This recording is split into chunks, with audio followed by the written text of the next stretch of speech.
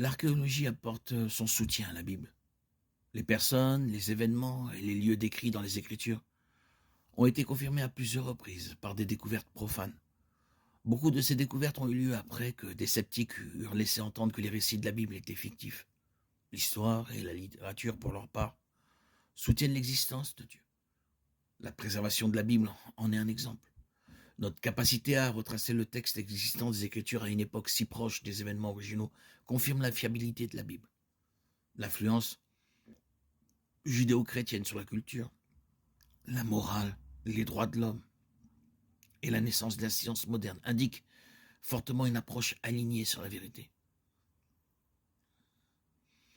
Chaque catégorie constitue un domaine d'étude à part entière et le sujet de milliers de livres.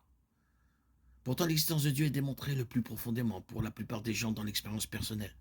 Il peut être impossible de prouver aux autres que vous êtes heureux, par exemple. Mais ça ne change pas le fait que vous l'êtes.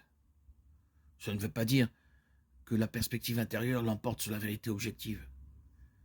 Mais les vérités complexes sont souvent puissamment soutenues par des expériences individuelles.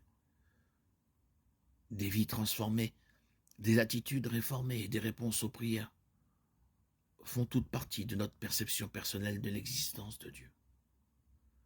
La question de savoir si Dieu existe ne peut donc pas être répondue par une preuve absolue, mais nous pouvons souligner le poids des preuves qui suggèrent qu'il existe.